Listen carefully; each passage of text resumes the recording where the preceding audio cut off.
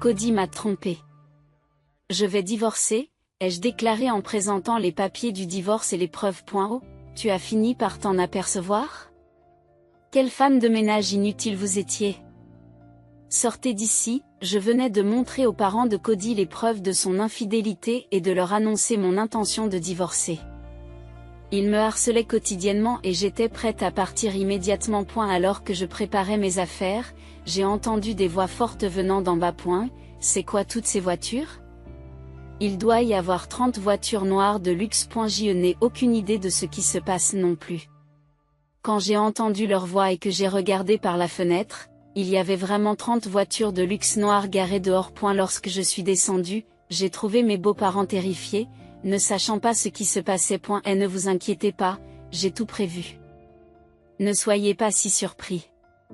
Après tout, ils appartiennent à mon entreprise. Je m'appelle Julia. J'ai 30 ans cette année. Le mois dernier, j'ai épousé Cody, qui a le même âge que moi, et nous sommes en plein dans la vie de jeunes mariés. Bien que nous n'ayons pas encore pensé aux enfants ou à l'avenir, nous avons construit un foyer heureux ensemble en tant que jeunes mariés. Aimeriez-vous essayer ce nouveau restaurant français ce samedi? Bien sûr. Nos voisins en parlaient. Il est populaire? J'ai entendu dire que leurs fruits de mer étaient excellents. Je réserverai plus tard. Même après le mariage, nous avons continué à travailler tous les deux, avec des week-ends libres. Cependant, je m'occupais des tâches ménagères même les week-ends, et Cody respectait cela chez moi. Nous avons maintenu une vie équilibrée, sans trop interférer l'un avec l'autre, tout en consacrant du temps à notre mariage. Mais environ 6 mois après notre mariage, le comportement de Cody a commencé à changer. Vous savez. Maintenant que nous nous sommes installés dans la vie de couple, je pense que nous devrions déménager. Le bail de cet appartement se termine cette année de toute façon. Tu as peut-être raison. Il est peut-être temps de déménager. As-tu un endroit précis en tête? J'aimerais une maison avec un jardin. Probablement dans un quartier chic pour plus de sécurité. Nous vivions dans l'appartement de Cody depuis notre mariage, bien que nous ayons envisagé de déménager une fois que les choses se seraient stabilisées. Une maison dans un quartier chic coûterait assez cher. Bien que la sécurité soit importante, je ne pensais pas que nous avions besoin d'une maison pour nous deux, et nos opinions divergeaient donc. Nous n'avons pas vraiment besoin d'une maison, n'est-ce pas? Nous n'aurons pas d'enfants de sitôt et je veux me concentrer sur mon travail. Donc je ne veux pas passer trop de temps à l'entretien de la maison. Je voulais me concentrer sur ma carrière et j'avais décidé de ne pas avoir d'enfants pendant quelques années. Bien que vivre dans une maison puisse avoir un sens à terme, je ne pensais pas que c'était le bon moment. Cependant, Cody semblait penser différemment. Je ne dis pas que nous devons en acheter une, où est le problème? Mais par rapport à un appartement, les tâches ménagères seront beaucoup plus contraignantes. Il y a aussi l'entretien du jardin. Et je pense qu'il faudrait des efforts considérables pour l'entretenir pendant que nous travaillons tous les deux. Alors nous pouvons simplement engager une femme de ménage. Ce n'est pas si cher. Cody en parlait comme si ce n'était pas son problème. Je me suis demandé combien il prévoyait de dépenser par mois. Bien que nous travaillions tous les deux et que je gagnais suffisamment d'argent pour nous permettre de louer une maison dans un quartier chic et d'engager une femme de ménage, je voulais éviter les dépenses inutiles. Je voulais épargner pour l'avenir, c'est pourquoi je me suis opposée à l'idée de Cody. Je comprends ce que tu dis, mais ne penses-tu pas que nous pourrions attendre? Avec tes revenus, on s'en sortira. Je vais m'occuper des détails. Sur ce, Cody retourne dans sa chambre. Rien n'était encore décidé, mais il avançait tout seul. Il avait déjà fait preuve d'un certain égocentrisme lorsque nous sortions ensemble. Mais cela avait empiré ces derniers temps. Une semaine plus tard, je me suis arrangée pour visiter cette propriété ce week-end. Êtes-vous libre, quoi? C'est un manoir. Ce n'est pas très grand, mais il y a un jardin et un grand balcon. La propriété que Cody m'a montrée était une maison assez grande pour une famille élargie. Il y avait tellement de chambres que je ne pouvais même pas les compter, et c'était beaucoup trop grand pour nous. Bien que sa personnalité de frimeur puisse être attirée par une grande maison, je ne pouvais pas accepter de telles dépenses inutiles. Nous n'allons pas louer un endroit comme celui-ci. C'est beaucoup trop grand. Pourquoi es-tu si avare? C'est bien si nous pensons à l'avenir. Penser à l'avenir signifie que nous devrions économiser de l'argent maintenant, et non pas dépenser inutilement. Mais Cody ne pensait qu'au présent. De toute façon. On ne va pas louer un manoir comme ça. Trouvons quelque chose de plus raisonnable. Ne dites pas cela. J'ai déjà pris rendez-vous pour la visite. Ensuite, on m'a pratiquement traîné pour visiter la maison. Et la maison elle-même était belle et luxueuse. Elle était composée de 2 étages, avec un grand salon au premier étage et un jardin assez grand pour que les chiens puissent y courir. Avec ses 5 chambres, elle était vraiment trop grande pour 2 personnes. C'est merveilleux. Allons de l'avant avec le contrat. Qu'est-ce que tu veux dire? Laissez-moi faire. Sans aucune approbation de ma part, Cody a commencé à faire avancer le contrat. Même s'il n'était pas complètement finalisé, j'étais furieuse. Comme je ne pouvais pas me disputer sur place, j'ai décidé de confronter Cody une fois rentré à la maison. Qu'est-ce que tu veux dire à propos du contrat? Ne prends pas de décision tout seul. Ne te mets pas en colère. Mes parents vont aussi vivre avec nous. J'ai été choquée par la mention soudaine de ses parents dans la conversation, car je n'en avais jamais entendu parler. Si ses parents allaient vivre avec nous, une maison aussi grande était plus logique. Cependant, il aurait dû en parler avec moi d'abord. Mes parents vieillissent et nous ne pouvons pas les laisser seuls. C'est peut-être vrai, mais pourquoi n'en as-tu pas parlé avec moi avant? C'est déjà décidé, il n'y a pas besoin d'en parler, non? Je l'ai déjà dit à mes parents. J'étais tellement choquée par la déclaration de Cody que je n'arrivais pas à trouver les mots. Lui et ses parents avaient déjà discuté de la vie commune sans me consulter le moins du monde. C'était incroyablement égoïste. Pourquoi prends-tu des décisions aussi importantes tout seul? Il ne s'agit pas que de toi. Alors tu refuses? Ce n'est pas ça. Nous sommes mariés. Donc nous devons discuter de ces choses. Pourquoi devais-je expliquer quelque chose d'aussi évident? J'étais de plus en plus irritée. Le bon sens ne semblait pas s'appliquer à Cody. Tu es ma femme, alors ne te plains pas de ce que je dis ou fais. Si j'amenais soudainement mes parents à vivre avec nous sans te le dire, ne serais-tu pas en colère? C'est la même chose. Écoute, il y a une différence entre les hommes et les femmes. Ce que je dis est valable. C'est du bon sens. Je ne m'attendais pas à voir un tel machisme à notre époque. Je comprendrais peut-être si j'étais une femme au foyer, mais nous travaillons tous les deux et je gagne plus que lui. Les revenus de Cody ne suffiraient pas à eux seuls à louer une maison comme celle-ci. Je ne comprenais pas comment il pouvait être aussi arrogant. De toute façon, c'est déjà décidé. Et avec tes revenus, ça ne devrait pas poser de problème, non? Je te dis de ne pas prendre de décision toute seule. J'ai déjà dit à mes parents que nous prenions cet endroit. Vas-tu les décevoir par ton égoïsme? Je suis restée sans voix. Lorsque j'ai rencontré les parents de Cody lors de nos vœux de mariage, ils étaient plutôt difficiles. Ils semblaient me mépriser et je ne pensais pas qu'on s'entendrait un jour. C'est pourquoi je ne voulais pas vivre avec eux et je ne voulais pas causer de problème. Pourquoi ne pas aider tes parents financièrement? Je serais prêt à y contribuer. Réprimant ma colère, j'ai proposé une alternative à la cohabitation. Non, comme je l'ai dit à plusieurs reprises, vivre avec eux est déjà décidé. Tu ne veux pas qu'ils se plaignent encore de toi, n'est-ce pas? Je couvrirai les frais de subsistance, mais tu paieras le loyer. Mais ne le dis pas à mes parents. Laisse-les croire que c'est moi qui paie tout. Je soupire profondément devant l'égoïsme de Cody du début à la fin. Cependant, ne voyant pas l'intérêt de poursuivre cette conversation qui n'aboutirait à rien, j'ai accepté à contre-séure. Je travaillais de toute façon, donc je n'aurais pas à passer beaucoup de temps avec ses parents. J'ai décidé d'essayer de minimiser mes interactions avec eux. 6 mois plus tard, après avoir emménagé, la vie avec mes beaux-parents a commencé.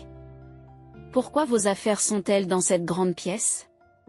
En tant que belle-fille, vous devez évidemment prendre la plus petite chambre. Il y avait 2 grandes pièces et 3 plus petites au 2e étage. Comme c'est moi qui payais le loyer et que ce sont ses parents qui restaient avec nous, j'avais pensé que les 2 grandes chambres seraient pour Cody et moi, mais cela a mis mes beaux-parents en colère. Et ne nous mettez pas en colère. S'il vous plaît. Vous ne comprenez manifestement pas votre position. La plus petite chambre est amplement suffisante pour vous. Soyez reconnaissant d'avoir votre propre chambre. Je ne comprenais pas pourquoi je devais prendre la plus petite chambre alors que je payais le loyer. Même si j'étais irritée, il ne servait à rien de discuter avec eux. Il valait mieux céder plutôt que de se battre. Je comprends. Vous devriez penser à ces choses-là sans qu'on vous le dise. Alors que la plus petite chambre était encore suffisante pour une personne, j'ai déplacé mes affaires en silence, en me disant que c'était mieux que de se disputer. Même si c'était un mauvais départ dès le premier jour, je travaillais habituellement à l'extérieur de la maison, ce qui me permettait de ne pas avoir à interagir beaucoup avec eux. J'ai essayé de rester positive et de ne pas laisser le stress s'accumuler au fur et à mesure que je commençais cette nouvelle vie. Cependant, mes attentes ont été trahies. Cody. Tu ne rentres pas encore à la maison? Je travaille. Ne m'appelle pas. Je rentrerai probablement tard. Peu de temps après avoir emménagé, Cody a commencé à travailler et à rentrer tard. Alors que j'avais prévu de passer du temps dans ma chambre après mon retour du travail, mes beaux-parents m'ont obligé à tout faire. Ils me donnaient des ordres, me disaient de faire ceci et cela, et se mettaient en colère si je restais dans ma chambre, me disant de ne pas me reposer. À eu départ, ils étaient censés s'occuper des tâches ménagères puisqu'ils étaient toujours à la maison, mais ils ne m'ont pas aidé du tout, et j'ai fini par devoir tout faire après mon retour du travail. Lorsque j'ai suggéré d'engager une femme de ménage, ils s'y sont fermement opposés. Ils ont insisté sur le fait que les tâches ménagères étaient du ressort de la belle-fille et n'ont pas écouté mon avis. J'atteignais mes limites avec ces journées stressantes. J'ai donc décidé d'en parler directement à Cody. Il faut que tu parles à tes parents. Quand tu n'es pas là, ils me traitent comme une femme de ménage. Ils essaient probablement d'être bienveillants. Le temps en famille est nécessaire, et tu ne devrais pas aller directement dans ta chambre quand tu rentres à la maison. Bien que les moments en famille puissent sembler agréables, la réalité était que j'étais juste utilisée comme une femme de ménage. J'aurais aimé qu'il ne donne pas une tournure aussi commode à la situation, mais Cody ne me prenait pas au sérieux. Peu à peu, la façon dont ses parents me traitaient a empiré et j'ai commencé à regretter d'avoir épousé Cody. Tu vas bien? Tu n'as pas l'air bien. Si quelque chose te préoccupe, tu peux toujours m'en parler. Mon père et moi travaillons au même endroit, nous nous voyons donc tous les jours. Comme il veille sur moi depuis l'enfance, il a probablement remarqué les moindres changements chez moi. Cependant, ne voulant pas l'inquiéter inutilement, j'ai gardé le silence sur la situation à la maison. J'ai décidé d'essayer de reparler à Cody. S'il n'y avait pas d'amélioration possible, j'envisagerais de vivre séparément. Heureusement, nous n'avions pas d'enfants, ce qui simplifiait les choses. J'étais complètement dégoûtée par la situation actuelle. Un jour, je peux te parler un instant? J'ai quelque chose d'important à te dire. Mon père s'est approché de moi d'un air sérieux alors que je m'apprêtais à rentrer du travail. Pensant qu'il s'agissait peut-être de quelque chose d'important concernant le travail, je l'ai suivi jusqu'à la salle de conférence. C'est à propos de Cody. Il a une liaison. L'autre jour, je l'ai vu marcher main dans la main avec une femme. Je ne pouvais pas le croire, alors je les ai suivis un peu et ils sont entrés dans un hôtel. Quand mon père m'a dit ça, mon esprit est devenu vide. Ce n'était pas possible. Je ne pouvais pas croire que Cody me trahirait, mais je ne pouvais pas non plus croire que mon père mentirait. Voici la photo et la vidéo de la preuve. C'est à vous de décider ce que vous en ferez, mais je vous soutiendrai totalement. En regardant les preuves fournies par mon père, j'étais convaincue de l'infidélité de Cody. J'étais choquée et j'avais le cœur brisé jusqu'aux larmes, mais je ressentais aussi une colère que les mots ne pouvaient pas exprimer. Après cela, je suis rentrée à la maison, mais Cody m'a dit qu'il serait en retard à cause de son travail. J'ai donc appelé ses parents pour leur parler. Qu'est-ce que vous voulez, nous appeler alors que nous nous détendions dans notre chambre? C'est à propos de la liaison de Cody. Je vais divorcer. J'ai dit ça en présentant les photos des preuves et les papiers du divorce. Oh, vous avez enfin remarqué? Quelle femme de ménage inutile vous étiez. Les étrangers doivent partir rapidement. Apparemment, ses parents étaient au courant de la liaison de Cody. Ils ne me considéraient vraiment que comme une femme de ménage. Même si j'étais profondément déçue, ces gens ne feraient plus partie de ma vie, alors ce n'était pas grave. J'ai décidé de quitter cette maison immédiatement et j'ai contacté mon père. Il m'a dit qu'il viendrait me chercher. Alors que je préparais mes affaires à la hâte, j'ai entendu des voix fortes en bas. C'est quoi ces voitures? Il doit y avoir 30 voitures noires de luxe. Je n'ai aucune idée de ce qui se passe non plus. Lorsque j'ai entendu leur voix et que j'ai vérifié par la fenêtre, il y avait vraiment 30 voitures de luxe noires garées dehors. Lorsque je suis descendue, j'ai trouvé mes beaux-parents terrifiés, ne sachant pas ce qui se passait. Et ne vous inquiétez pas, j'ai tout prévu. Ne soyez pas si surpris. Après tout, ce sont les employés de mon entreprise. Lorsque j'ai dit cela, mes beaux-parents sont restés bouche bée.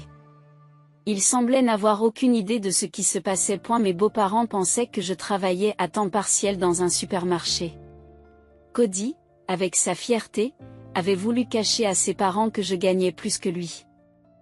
En réalité, je suis propriétaire d'une entreprise de location de voitures. Comme nous nous occupons aussi de véhicules de luxe, l'entreprise possède de nombreuses voitures haut de gamme. Attendez un peu.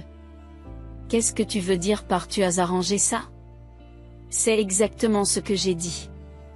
J'ai demandé à mon père que les voitures de l'entreprise viennent me chercher. Vous êtes propriétaire d'une entreprise? Bien qu'il soit difficile de tout leur expliquer alors qu'ils ne comprennent pas la situation. J'ai décidé de tout leur dire, pour qu'ils ressentent le choc de savoir qui j'étais vraiment. Je voulais qu'ils touchent le fond pour se venger de tout ce qu'ils avaient fait. Je ne l'ai pas encore mentionné, mais je possède une entreprise de location de voitures. Et toutes ces voitures appartiennent à mon entreprise. De quoi s'agit-il? Nous n'en avons jamais entendu parler. C'est à Cody qu'il faut en parler, pas à moi. C'est lui qui m'a demandé de tout cacher à cause de sa fierté et de son ego. Lorsque j'ai dit cela, mes beaux-parents sont restés bouche bée, regardant autour d'eux avec confusion.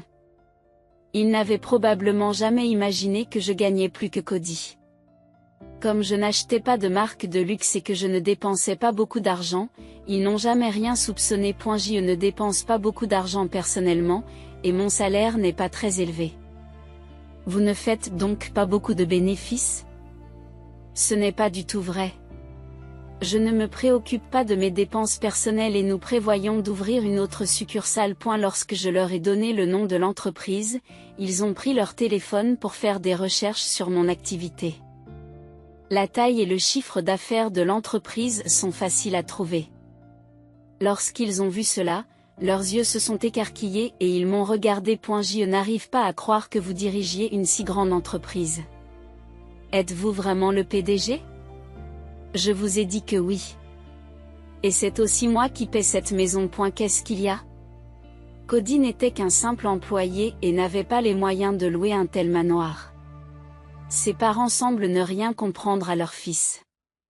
Il n'y a aucune chance que Cody puisse s'offrir un tel manoir. Bien sûr, après le divorce, tu devras quitter cette maison. Attendez. S'il vous plaît. Reconsidérez le divorce. Nous réprimanderons sévèrement Cody pour sa liaison. Il est trop tard pour changer d'attitude. Le fait que tu m'aies maltraité et que Cody m'ait trompé ne changera pas. Il est trop tard pour s'excuser. Je n'avais pas l'intention de faire preuve de pitié envers mes beaux-parents ou de leur pardonner. En tant qu'adultes, il était normal qu'ils assument l'entière responsabilité de ce qu'ils avaient fait. Il n'y avait aucune raison de les dorloter. Ils n'étaient pas des enfants. Attendez, s'il vous plaît. Ne voulez-vous pas reconsidérer la question? La liaison de notre fils n'était qu'une aventure. Nous garantissons que ce n'était pas sérieux. Nous avons peut-être été un peu durs avec vous, mais c'est parce que nous voulions que vous grandissiez. Mes beaux-parents essayaient de justifier leurs actes et d'empêcher le divorce à tout prix. lorsqu'ils ont appris que la personne qu'ils avaient méprisée et utilisée était en fait le PDG d'une grande entreprise. Ils n'ont naturellement pas voulu lâcher prise. Cependant, rien de ce qu'ils ont dit ne m'a fait changer d'avis. Alors que je m'apprêtais à mettre fin à la conversation et à partir, mon père, qui attendait à l'extérieur, est entré, à bout de patience. Qu'est-ce qui prend tant de temps? Ah, je suis désolé. Je leur expliquais ce que je faisais puisqu'ils ne le savaient pas. Mon père a semblé comprendre la situation d'un seul coup d'œil et a regardé mes beaux-parents avec exaspération. Il devait trouver pathétique qu'ils essaient de changer d'avis maintenant que de l'argent est en jeu. Alors, quel est votre but ici, s'il vous plaît? Tout sauf le divorce. Nous parlerons de la liaison à notre fils et nous veillerons à ce que cela ne se reproduise plus. Vous semblez avoir mal compris quelque chose, mais ne devriez-vous pas d'abord vous excuser? Mon père a parlé avec exaspération, puis a soupiré. Pour une bonne raison, ils étaient tout à fait en position de demander pardon. Mais ils ne s'étaient pas excusés une seule fois. Ils n'arrêtaient pas de trouver des excuses et d'essayer de se justifier. A eu lieu de cela, ils devraient reconnaître leur tort et s'excuser sincèrement, voire se mettre à genoux si nécessaire. C'est l'attitude à adopter pour demander pardon pour ses fautes. C'est l'étiquette sociale de base. D'abord, on s'excuse pour ce que l'on a fait de mal. Vous ne comprenez même pas cela. Mon père était probablement exaspéré par l'incompréhension totale de ma belle famille à l'égard des normes sociales de base. Ayant été cadre dans une grande entreprise, mon père était très pointilleux sur l'étiquette sociale. Nous sommes vraiment désolés. Tout était de notre faute. Nous l'admettons et nous nous excusons, alors pardonnez-nous. S'il vous plaît, tout sauf le divorce. Mes beaux-parents se sont agenouillés à contre-séure sous l'impulsion de mon père. Ils se prosternaient pour m'empêcher de divorcer de Cody. En d'autres termes, aveuglés par l'argent, ils avaient jeté leur fierté et s'étaient mis à genoux. C'était vraiment pathétique et j'étais déterminée à ne jamais leur ressembler. Quelle honte! Vous n'avez pas honte de faire quoi que ce soit pour de l'argent? M'exclamai-je. Mais tu nous as dit de nous excuser, ont répondu mes beaux-parents. J'ai dit qu'il fallait s'excuser si vous aviez vraiment des remords. Tes excuses ne sont pas de vraies excuses, a ajouté mon père. Mes beaux-parents ont fait la grimace en entendant ces paroles. Ils ne pouvaient probablement pas comprendre ce qu'il voulait dire. Mais moi, j'ai parfaitement compris. S'excuser, c'est reconnaître ses torts et s'en excuser. Il ne doit pas y avoir d'arrière-pensée. Si vous vous excusez pour obtenir quelque chose, ce ne sont pas de vraies excuses. Cette conversation ne mène nulle part. Il n'y a plus rien à dire. On s'en va? Propose mon père. Oui, rester ici plus longtemps serait une perte de temps. Allons-y, ai-je accepté. Après cet échange avec mon père, j'ai pris mes affaires et j'ai quitté la maison. Mes beaux-parents nous ont suivis jusqu'au bout, mais nous sommes montés dans la voiture. Le spectacle des voitures qui s'éloignaient les unes après les autres était impressionnant. A eu fait, pourquoi as-tu amené autant de voitures? Ai-je demandé. J'ai pensé que vous auriez peut-être besoin d'emporter toutes vos affaires de la maison, a répondu mon père. Eh bien, c'est finalement une performance assez efficace, ai-je fait remarquer. C'est vrai. Je pense qu'ils regrettent profondément la façon dont ils m'ont traité maintenant, a ajouté mon père. Sur le chemin de la maison de mes parents, j'ai raconté à mon père tout le harcèlement que j'avais subi de la part de ma belle famille. J'ai expliqué comment nous nous étions retrouvés dans ce manoir et tout ce qui s'était passé par la suite. Cela a dû être très dur, a compati mon père. Eh bien, nous devons leur faire payer ce qu'ils ont fait. Consultons d'abord les avocats de l'entreprise. Suggère mon père. Mais qu'allons-nous faire exactement? Demandai-je. Nous devrons d'abord consulter les avocats pour plus de détails, mais d'abord, dit mon père en faisant une pause. Il était probablement encore plus furieux que moi du harcèlement que j'avais subi. Et elle a dit qu'il se vengerait à fond et a immédiatement contacté les avocats pour commencer à discuter des plans spécifiques. Alors que nous nous réunissions pour discuter de la marche à suivre, j'ai reçu un appel de Cody.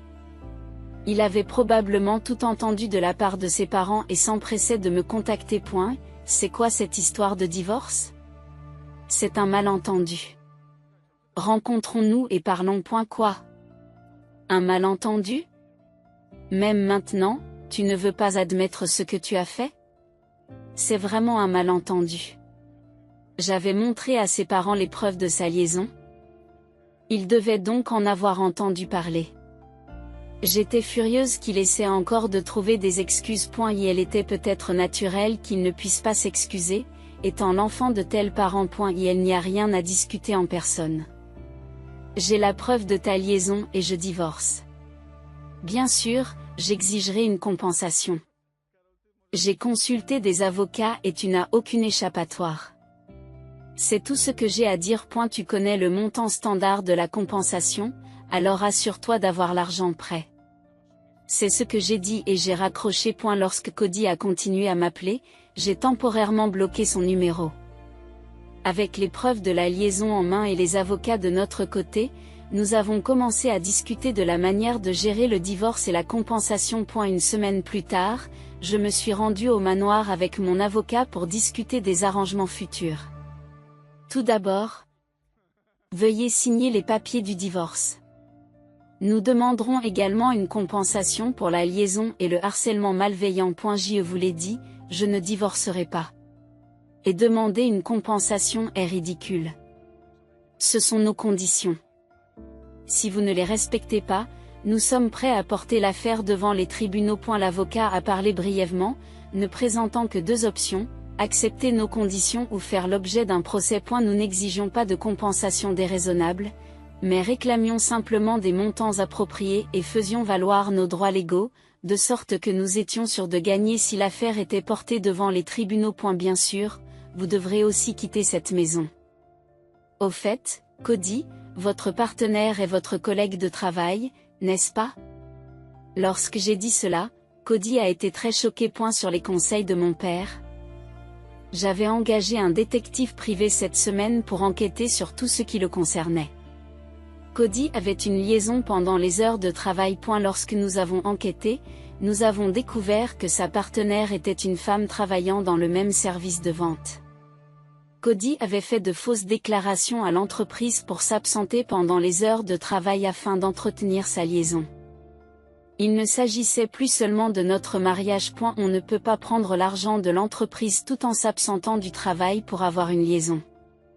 Ce que vous avez fait est également inacceptable pour votre entreprise, nous allons donc les en informer. Attendez un peu. Ce n'est pas nécessaire, n'est-ce pas? Non seulement Cody devrait payer une indemnité importante pour avoir divorcé, mais il risquerait aussi de perdre son emploi. Il avait probablement fini par se rendre compte de la bêtise de ses actes. Cependant, j'étais déterminée à le coincer complètement. Vous serez probablement licencié, mais pourquoi ne pas vous soutenir mutuellement avec votre partenaire? C'est impossible. Elle vient de rejoindre l'entreprise et c'est moi qui l'ai poursuivie de manière agressive. C'est pourquoi je couvre également ses indemnités. Vous êtes vraiment pourri jusqu'à la moelle. Mais ce ne sont pas mes affaires. Quelles que soient les circonstances entre Cody et sa partenaire, ils doivent assumer la responsabilité de leurs actes. Si leur relation s'est effondrée et que leur vie a été gâchée, cela n'a aucune importance pour moi. C'est tout ce que j'ai à dire. Vous avez une semaine pour répondre à notre avocat. Si nous n'avons pas de réponse, nous intenterons une action en justice. S'il vous plaît. Pardonnez-moi. Je n'ai pas d'argent pour l'indemnisation. Je n'ai pas d'économie, donc je ne pourrai pas vivre. Je suis vraiment désolée. Je me mettrai à genoux. Tout ce que vous voudrez. S'il vous plaît. Pardonnez-moi. Jusqu'à la fin, Cody et ses parents ont imploré mon pardon, mais mon cœur n'a pas été touché du tout. En fait, j'étais en colère de voir qu'ils essayaient d'échapper à leurs responsabilités même à ce stade. Et ne m'obligez pas à me répéter. Je n'ai pas l'intention de vous pardonner. Vous pouvez souffrir jusqu'à la fin de vos jours, je m'en fiche. Je l'ai dit clairement et je suis partie avec l'avocat. Une semaine plus tard, ils ont répondu à notre avocat. Ils ont dit qu'ils ne pouvaient pas payer en totalité et ont demandé des paiements échelonnés.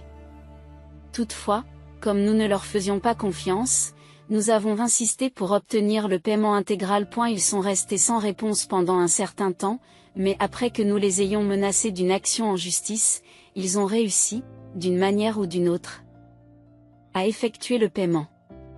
Peut-être avaient-ils emprunté de l'argent quelque part. J'ai entendu dire qu'ils avaient vendu tous leurs biens et épuisé leurs cartes de crédit et leurs prêts à la consommation pour rassembler autant d'argent qu'ils le pouvaient. Pour le reste, ils se sont apparemment tournés vers des amis et des parents, et même vers des usuriers. Aujourd'hui, ils travaillent à temps partiel ou comme journaliers pour rembourser leurs dettes, et je pense qu'ils méritent de souffrir à vie. Après cet incident, la relation de Cody avec ses parents s'est complètement effondrée et ils ont coupé les ponts. Ses parents vivraient dans un vieil appartement et se débattraient avec le remboursement mensuel de leurs dettes. Et la partenaire de Cody a également été licenciée de l'entreprise, sans compétences, elle a du mal à trouver un nouvel emploi. Bien que Cody ait pris en charge ses indemnités, elle a été abandonnée par ses parents et ses amis et s'en sort à peine avec des emplois à temps partiel. Quant à Cody, la rumeur de sa liaison s'est répandue dans tout le secteur, si bien qu'il lui est impossible de retrouver un emploi dans le même domaine. Même en essayant de trouver du travail dans d'autres secteurs, aucune entreprise respectable ne voulait embaucher quelqu'un qui avait été licencié, si bien qu'il a fini par travailler dans une entreprise plutôt noire. Avec l'énorme dette qu'il a contractée pour couvrir les 2 indemnités, il travaille apparemment tous les jours pour rembourser ses dettes, et peut à peine s'offrir des repas convenables. Quant à moi, après le divorce, je me suis concentré sur mon travail et j'ai développé mon entreprise avec succès. Mon père continue à me soutenir en tant que bras droit et je mène une vie épanouie. Je ne sais pas si je me remarierai, la vie est imprévisible. Cependant, à partir de maintenant, j'ai l'intention de vivre sans me sacrifier. J'ai beaucoup de personnes fiables autour de moi, et ceux qui font le mal en subiront toujours les conséquences. C'est pourquoi je veux vivre ma vie correctement et en profiter.